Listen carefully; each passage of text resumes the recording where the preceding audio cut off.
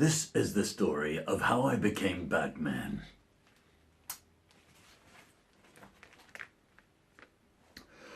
A long, long time ago, I used to live in a lovely big house up in Darling Point. It was a lovely house with a golf course in the front yard, and one day I went walking out when I fell down one of the holes. When I hit the bottom, I got scared because there was bats flying around everywhere. I got so frightened of all of the bats that I yelled out and said, "Dad, can you get me out of here, please? I'm really scared." Well, luckily he threw a rope down and came and rescued me. Well, later on that night, we went off to the opera house to watch a show. It was a lovely show, but there was these men dressed up as bats. They were dancing so much like bats that it reminded me of the bats. And I said to my dad, "Dad, can we go right now? I'm a little bit scared." And he said, "Yeah, sure, we can go. We've only missed half of it, but let's go because you want to." Well, the next thing I knew, I was all grown up. I was a big boy, and I went off to ninja school because I wanted to learn how to become a ninja. I wanted to learn how to say things like, "Yeah, yeah, yeah, yeah," like that.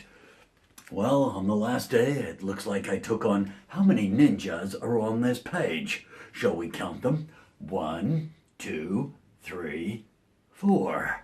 That's right. And so after that, I took on all of the ninjas, and I was ready to become a ninja myself.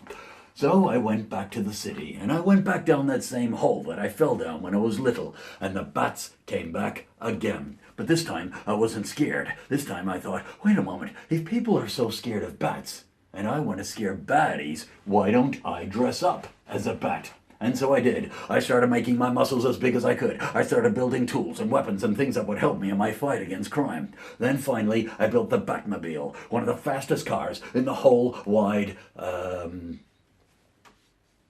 world. Yes, that's right. It was an old Kingswood which was rebirthed out at Smithfield and then spray painted black in Brookvale and ready for any kind of action.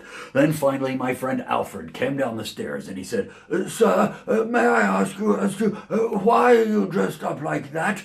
And I said, "Well, because my name is,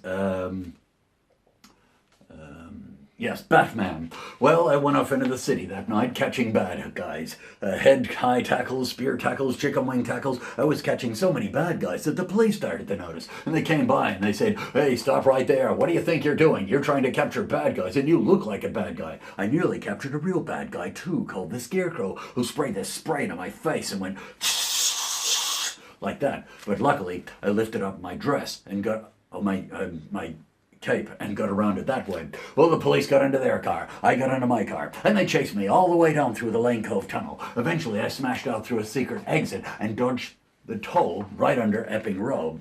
Well, it was there that I heard that there was a bomb on board the monorail. The monorail was this old train that used to go round and round the city that nobody used to use anymore, not even backpackers. It was a perfect place for a bad guy to put a bomb, and a bad guy did put a bomb in there, and I had to stop it from exploding. And so I got my rope out of my bag. I threw it right up onto the top of the train, and it swung me around and around and around all of the corners until eventually I smashed inside the window. I found the bomb, I turned it upside down, and took the batteries out of it just like a DVD remote control, and I stopped the bomb from exploding.